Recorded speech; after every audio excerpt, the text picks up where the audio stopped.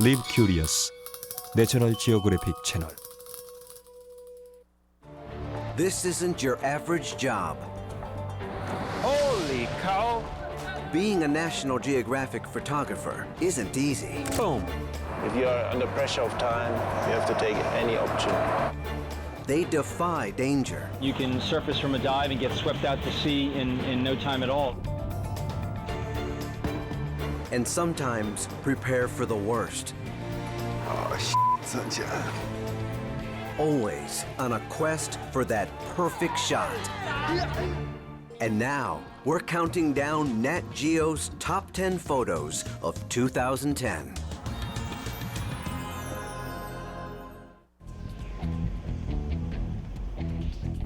In the field, what a photographer experiences is immediate. Oh, man.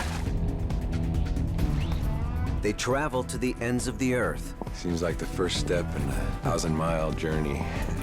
To get the most striking, memorable photos to tell a story.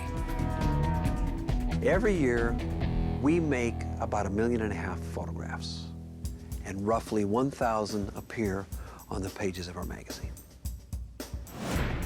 What we would like to have happen with these top 10 photographs is for all of us to look at the photographs and understand this complex, fascinating world we live in and inspire people to take action and to make the world a better place for us all.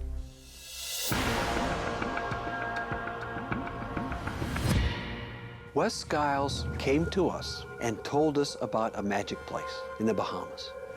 These blue holes where fresh water, seawater mix, one of the most dangerous places to dive in the world. There's this incredible dynamic flow that surges through these caves. If you get caught in one of those things when it's sucking, you die. This is a hydrogen sulfide environment. It's poisonous and toxic. We feel the effects when we're down in it. We have to limit our exposure. The Blue Holes of the Bahamas is one of those stories that I've wanted to do for 20 years. The project took almost a year to photograph. Wes chooses for his photo a place 24 meters underwater called the Cascade Room. When you get into the Cascade Room, all of a sudden, boom, you're in it. You're in one of the most beautiful places on Earth. The Cascade Room photograph was a real endeavor, and my goal was to capture an image that translated to the audience of what it feels like to be down inside the Earth. All underwater cave photography is hard.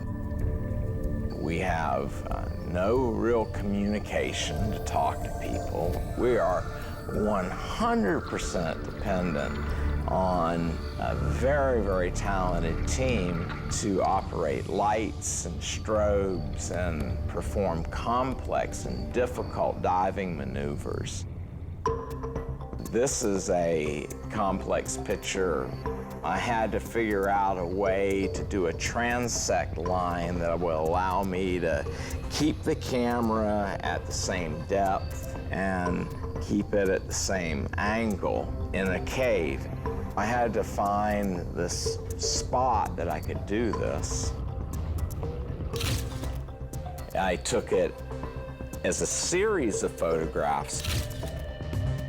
Only the central corridor would be lit, and that above it would be black and below it would be black.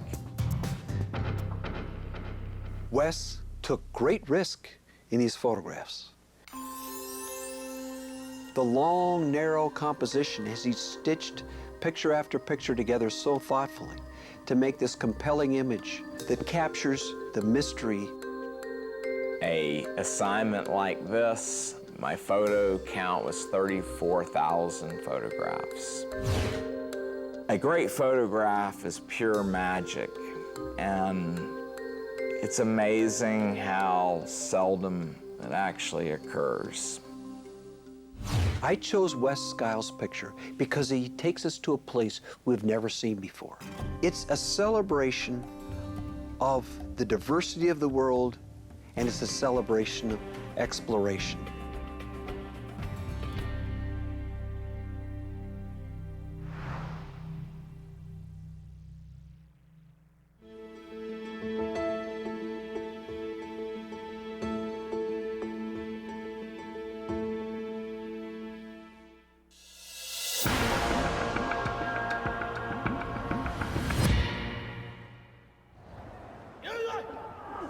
This isn't your average martial arts academy.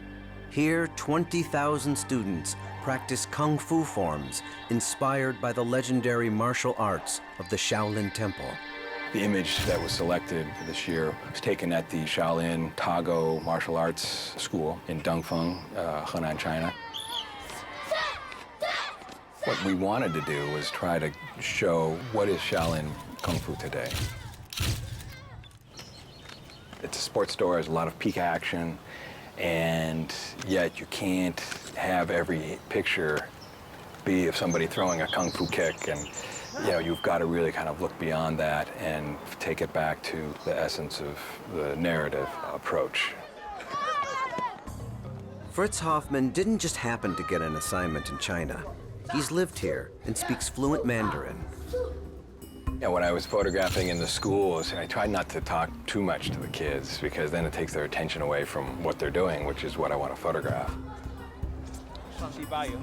But at some breaks, I would loosen them up a little bit and get some of their information, where they're from, how did they get to the school, which was always a blast because they're just so eager to be able to talk to a foreigner.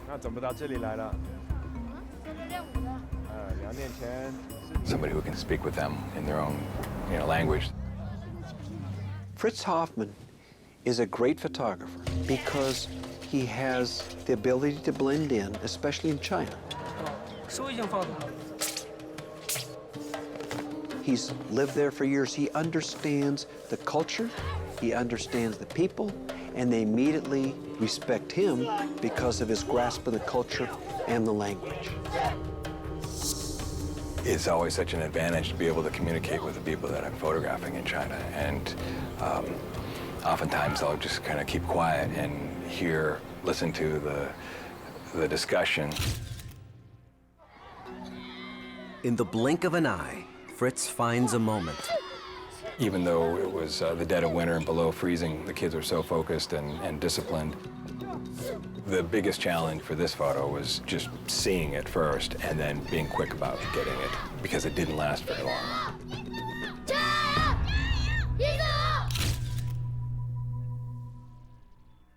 What we're seeing in this image is the start of the class, start of the day for these students who are training. They have these staffs that they use for sparring with each other. But what they're doing here is they've warmed up, been through the warm-up exercises, and they're crouched there listening to their coach who's disciplining them for the previous day and just reminding them, what they need to work on to be a better student. It's a nice little moment, it reminds me of a child's excitement about the life ahead. Because you see that in their eyes, that this is my commitment to my life. I got about 2 frames on this and then just moved on to the next.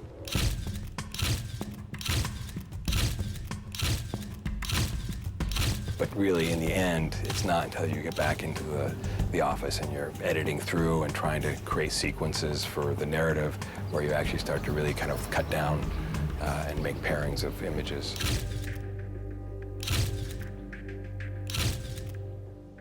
This photo transcends the article because of the honest, open expressions on the young men's faces with their staffs, the eagerness in their eyes, their anticipation of what they can learn. That becomes universal. That touches us all.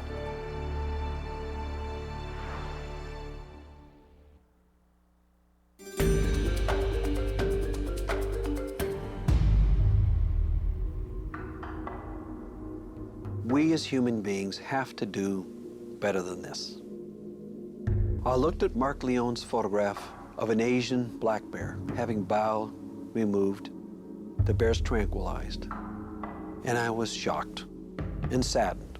That became the lead picture to a powerful story on the Asian wildlife trade. This is an illegal practice in Vietnam, and Mark had to go to great lengths to make this picture. The assignment was to cover the Asian wildlife trade, not just the commerce aspects, or the legal enforcement against it, but also the cultural background, the conservation, and as well as the consumerism. This was shot over 3 years. I thought when I was going in that this might be risky because a lot of this stuff is illegal activity, and you don't know who is behind the legal activity. There's deals going on where the officials are also controlling the trade. I didn't know who to trust when I was working. I just would be very low key. I could just, go into a place and be very friendly, very curious, and do some shooting. For this bear picture, I was shooting in Hanoi, and if you go out an hour out of town, there's these highway areas where you'll just find all these bear bile farms, just one after another. And so we just drove out there. Finding them wasn't that hard. The hard part is getting to take pictures. I was about an hour outside of Hanoi, and it was around 10 in the morning.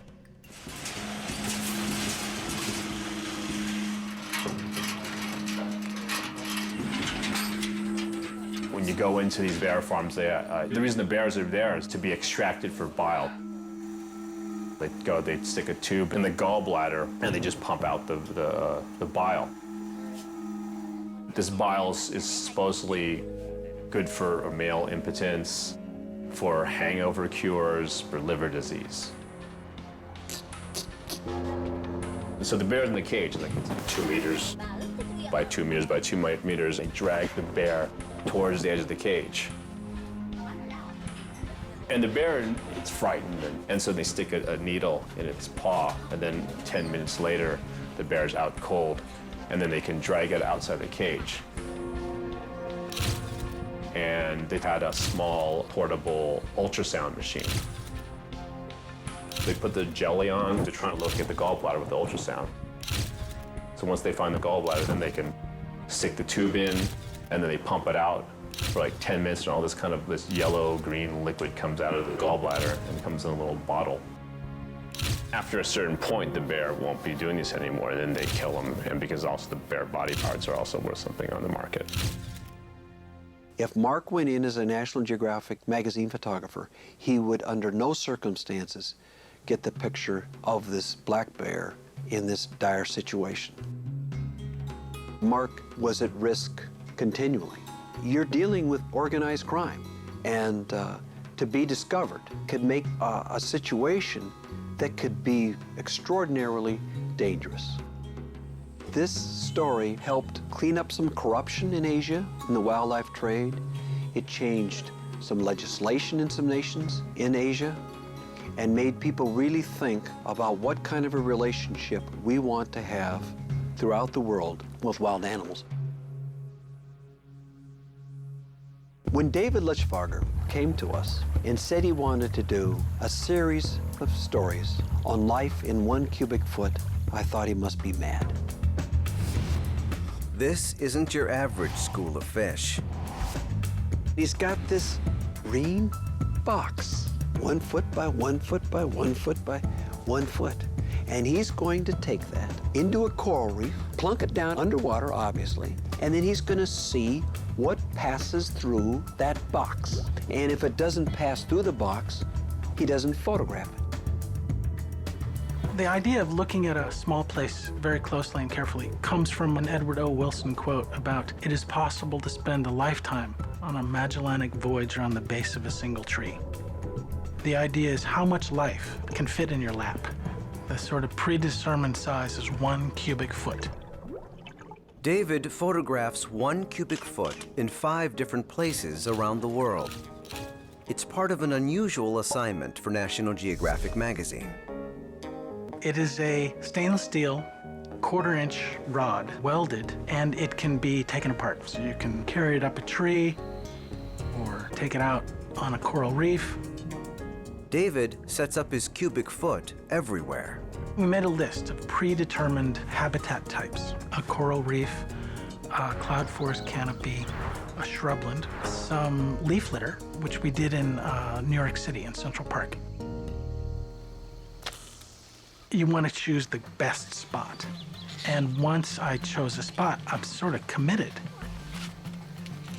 Okay, so it's going to be something like this, except we're going to take off the bottom and sink it. It's intended to be kind of a representation of that cubic foot over the course of a normal day. To find the creatures in the soil, we took the soil sample and the leaf litter sample to the American Museum of Natural History, to the entomology department, and they helped us sort it out.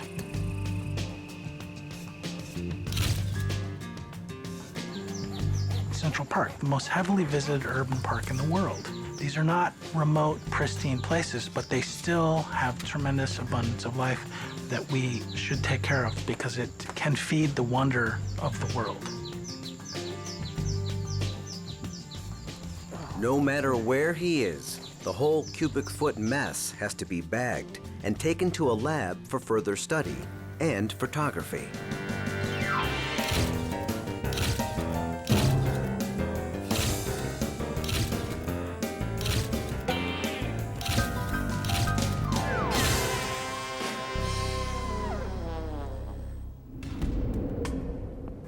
It's in Moorea, French Polynesia, that David's choice photo is born. The hundreds of different shapes and forms that live on the coral reef crest in this small area. I mean, it's like a miniature version of a skyscraper. Everything is in layers. Everybody is on top of each other. But the thing that makes it work is this huge flow of water. In Moorea, in this particular spot, it's so well studied and documented that we actually were able to accomplish the identification of each creature.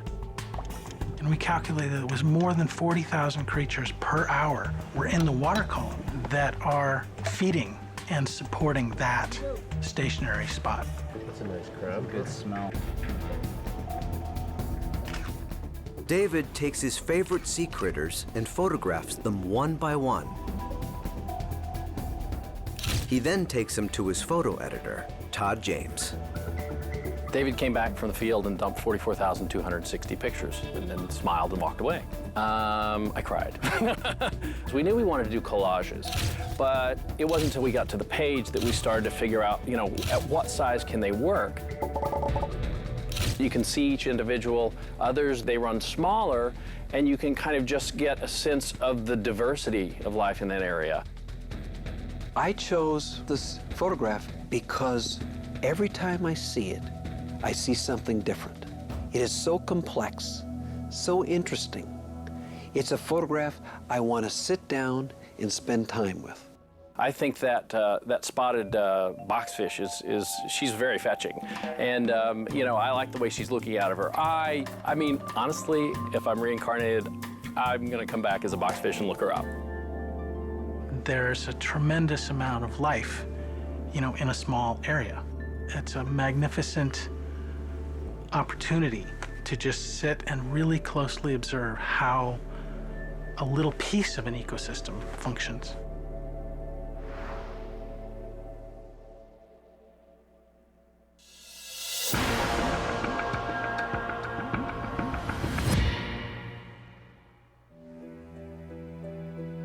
Imagine you're a woman or a child in northern Kenya.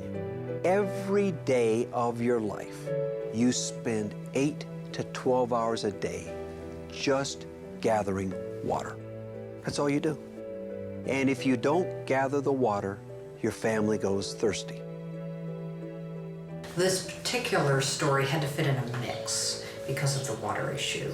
You know, it's playing a role within the mix of stories. So as a photographer, I needed to understand what that role was.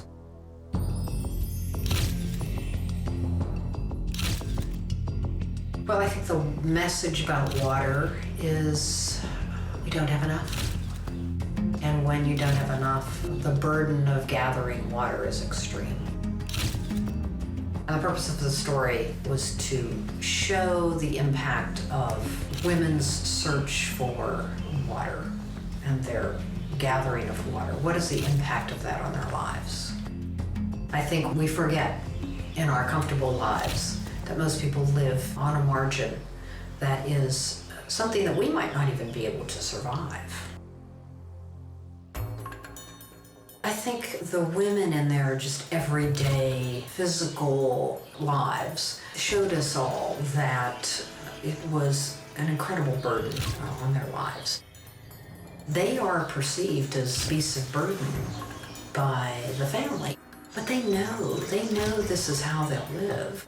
They're gathering water from the age of 3, 4, as soon as they can walk.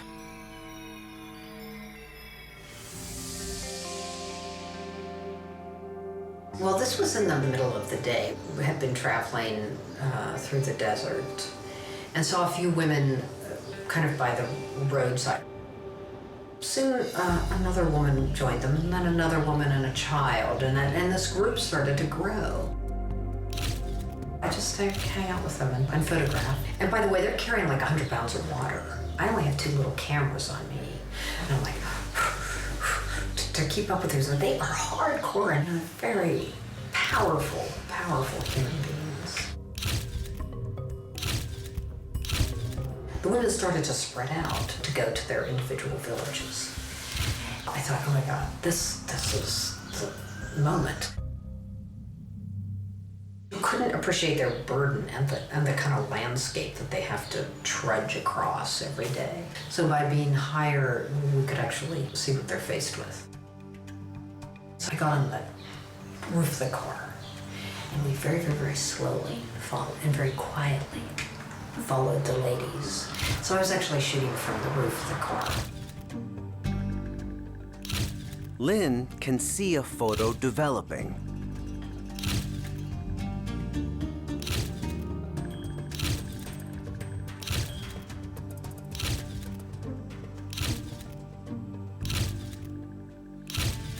When I first saw Lynn's photograph, I immediately knew that that picture was the way to set up this incredible saga they go through in their lives every day to gather water. If she would have taken this in low, early morning, late evening, dramatic light, you wouldn't get that sense of harshness. The contrast between the desert floor, this arid area, and the blue sky, and this endless journey. There's a feeling of endlessness of this picture, of a trek that just continues on and on and on, day after day after day, a trek of survival for the women and for their families.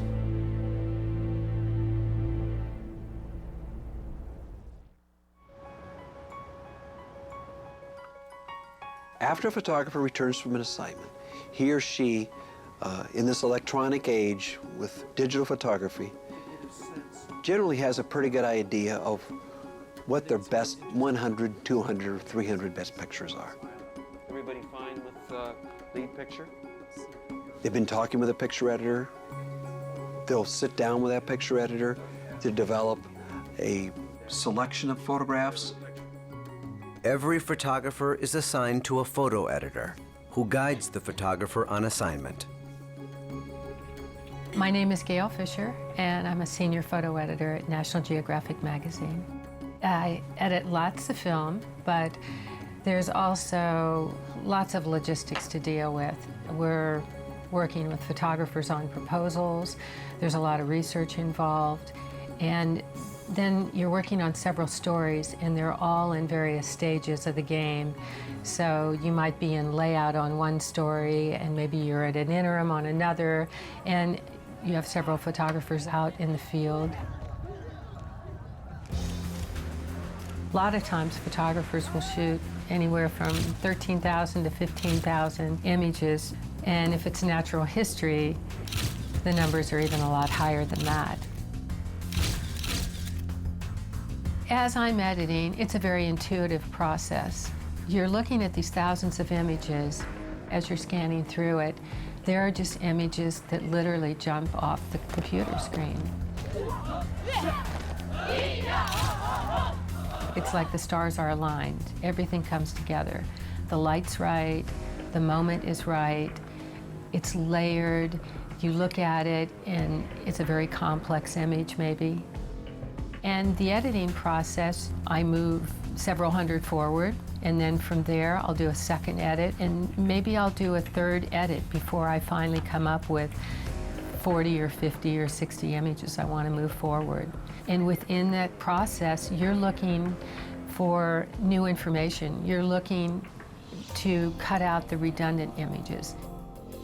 It has to tell a narrative. National Geographic has a long-standing commitment to photograph indigenous cultures, especially indigenous cultures that are changing at a rapid pace.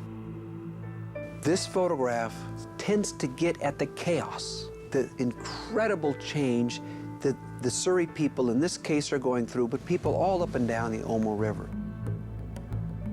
And it's photographer Randy Olson's mission to capture it. The Omo River Valley is in southern Ethiopia. They're building a dam at the top of this valley that is going to take away their form of agriculture in 3 years.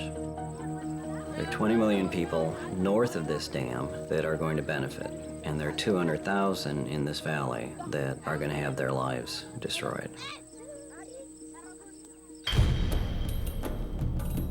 The east-west component of the story is that there's an arms trade. There's arms coming out of the former civil war in Sudan, there's arms coming from Somalia, and this area in Ethiopia is right in the middle. This group of culturally distinct individuals will be starving and heavily armed in about 3 years. I feel when I walk into this village that I have American tattooed across my forehead, or I'm from Mars. When you're trying to work, when you're trying to explain to people why you're in their lives, you really need someone who they relate to, who can make them understand what it is that you're doing. Because of my fixer, my helper, I could be there for a couple of days and people would get comfortable and they'd go back about their business. Alcohol is a huge problem in this area. One of the things that happens when you start adding food aid into this picture, then every time they get a sack of sorghum, they have an opportunity to ferment it and they can literally be drunk year-round. All of these things add up to be a very volatile situation. This photograph is a woman with a large clay lip plate who has come into a bar. It's at the end of the last road into the Omo Valley. After you are in this town, you're just walking. And this woman is drinking honey beer, and she is pouring the last bits onto her lip plate and licking them off. She's just finishing off a beer. And what the scene going on outside this bar is the policemen with megaphones are going up and down the main street saying, please check your AK-47s at the police station.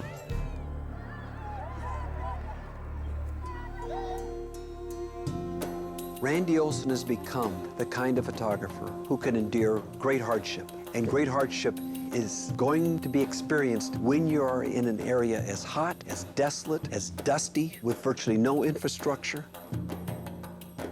When you look at Randy's pictures, especially this one, it illustrates the fact that her culture is undergoing dramatic changes that are probably more intense than anything her culture has gone through for hundreds of years.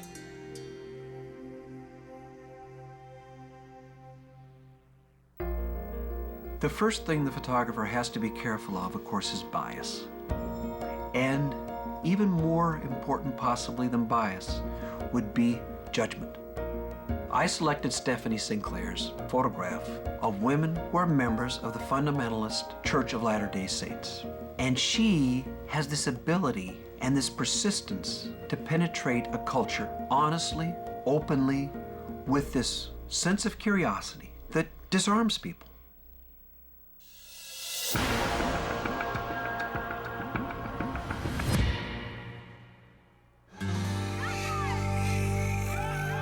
To get people to be open about their lives, you kind of have to be open about yours. There's actually about 38,000 polygamists that are kind of offshoots of the mainstream Mormon church. You'll tell me when to drop, right? It was very difficult to get them to trust me for either piece. And it really took a lot of listening. It took some time to get them to open up and talk to us without being defensive. Do you want to dry your hands? How come Mother Joanne gets crazy? My personal interest in it, that it was, beyond just polygamy. These people definitely did this for their religious beliefs. And so how far does that go, and how do we deal with that as a country? But today, everyone forgets the controversy and just has fun. It was a beautiful day, and it was like a whole big family thing where, everyone had ATV kind of vehicles. The destination, a zip line into the cold water of a stunning Arizona lake. This is definitely, being at the right place at the right time and having worked on a story long enough to have all of the elements come together for you. No.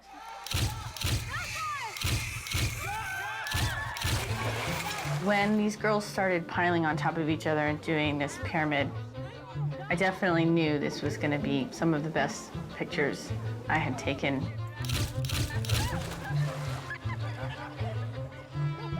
And particularly when the one girl was reaching up.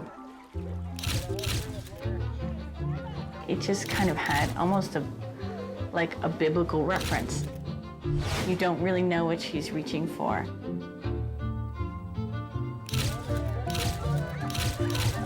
But what Stephanie has spent months reaching for, she has finally grabbed.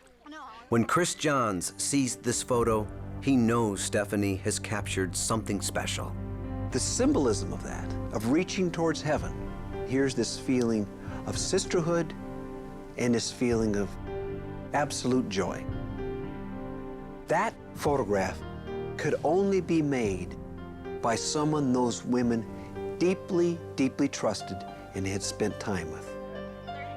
And Stephanie is one of those people who will spend months gaining that trust to come into a culture and reveal it in ways that's never been revealed before.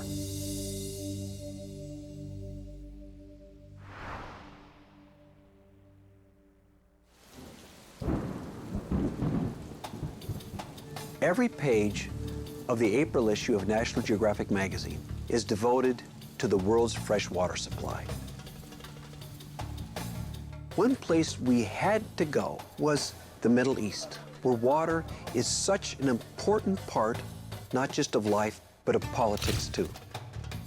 And the Jordan River, for thousands of years, has been the lifeblood for many in the Middle East.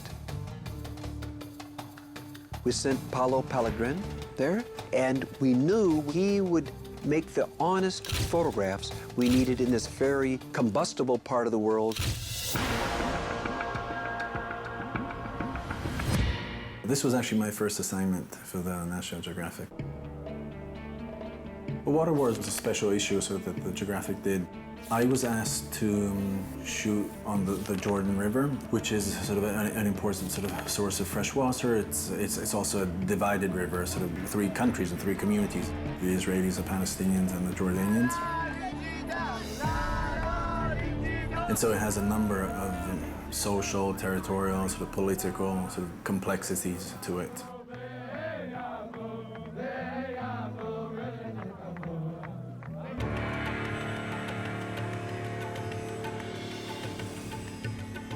The Dead Sea has a strange, sort of nearly sort of metallic sort of quality to it.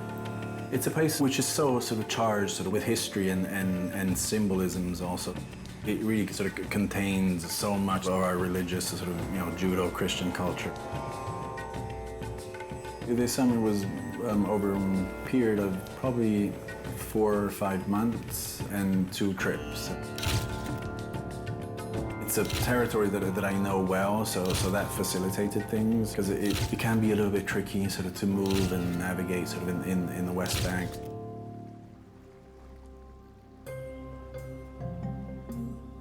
I took that picture sort of at the end of the day. The light was fading, and I was actually about to leave when this Palestinian family arrived, and 2 girls started entering the water. One of the girls entered, and she played a while sort of in the water. I was just there sort of photographing them for a while. So at one point, it was just us. So it was quite beautiful sort of end of day, sort of with this magical sort of red light in this sort of very strange and beautiful sort of place. Paulo's photograph has this beautiful universal appeal. Everyone, I believe, can relate to the lakeside. It has this beautiful, soft light, and all the politics and all the things that surround water in the Middle East, and it softens it. It softens that story so we can all relate to this wonderful moment with these 2 children at the Dead Sea.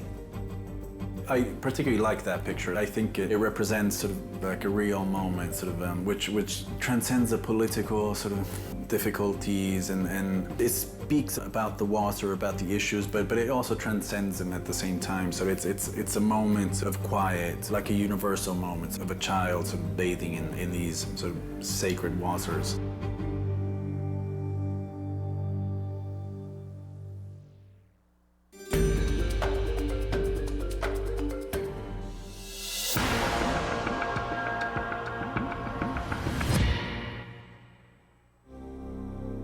This particular story was primarily done in Cairo and at the Valley of the Kings in Luxor. I'm a photographer with National Geographic magazine, and I do a lot of work on the origin of civilizations. The hardest part of this was the access. In that tomb, deep underground, it's hot and sweaty and humid, and there was a great deal of stress in the situation. Kenneth's assignment is to photograph the mummies while scientists conduct DNA tests to identify the royal family. The bodies can only be exposed to open air for short periods of time, giving Kenneth just minutes to get each shot.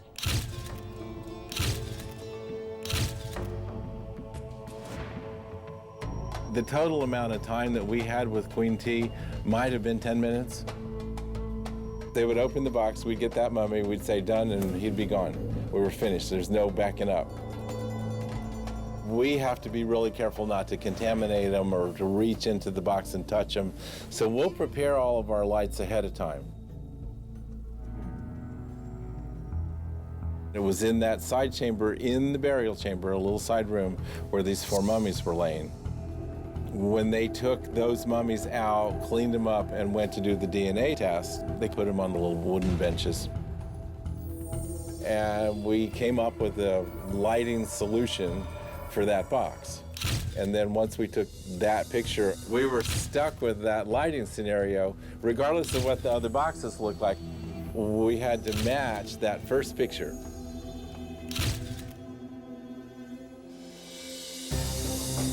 The workers brought out this particular mummy, which is our Queen T, and it was on a wooden bench, and it was covered with a sheet. And they laid it on the little table that we had set up with the lights. And when they pulled back the cloth, it was just astonishing. It was, to me, like the most beautiful mummy I'd ever seen. She had the red hair. Her skin was in perfect condition for someone that's 3,500 years old. Ken said, she's just beautiful. And of course, beauty is in the eyes of the beholder. I just wanted to stand there and stare at her and look at her, and then I thought, well, we better keep moving, we got work to do. One of the most rewarding things was to see the family come together photographically.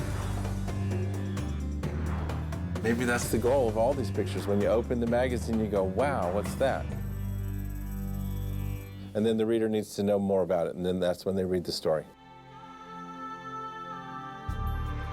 Here's Queen T, magnificently lit, large format photography. Every detail so finely brought before us. Who would have known she was Tut's grandmother? And to meet her in this way and then to discover through DNA what her relationship is with this incredibly famous person, King Tut, made this a picture we simply had to pick for the top 10.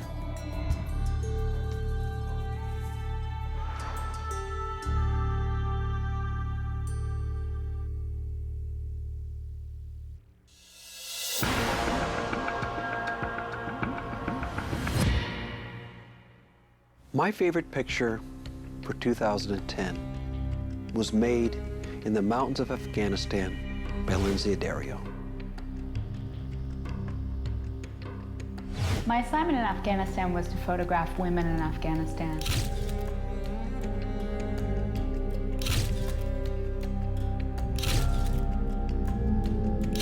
It was something that National Geographic really hasn't done before.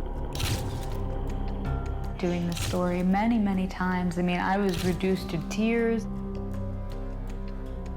With good reason. Women in Afghanistan are seemingly invisible in a land dominated by the Taliban and war. You just repeatedly listen to women tell the story of how they've been beaten and how they set themselves on fire, and all I can do is tell their story.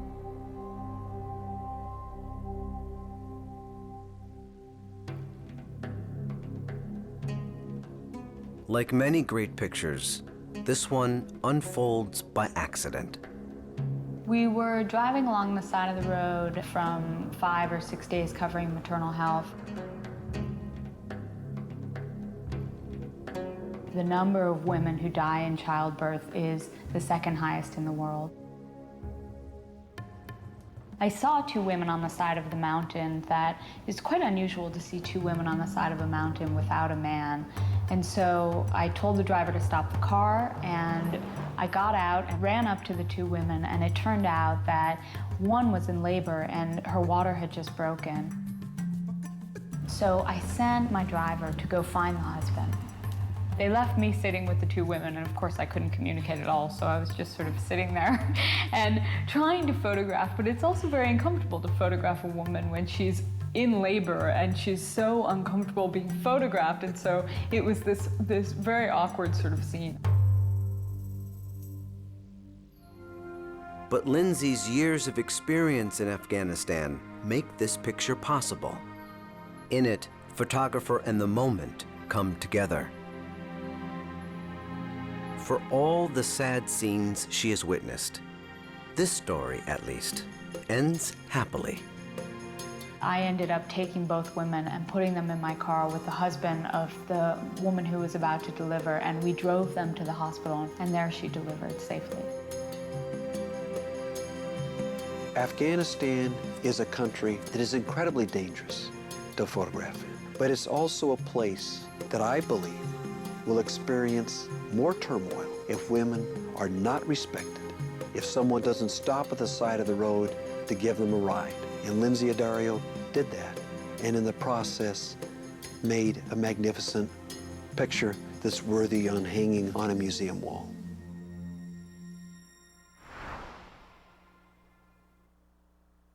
What we want people to take away from the top 10 photos is an appreciation and an understanding of the world. And photography can do that as a universal language in a way that we really believe in. There's an old expression, tell me what you see, tell me what you feel. And that's what our photographers do superbly.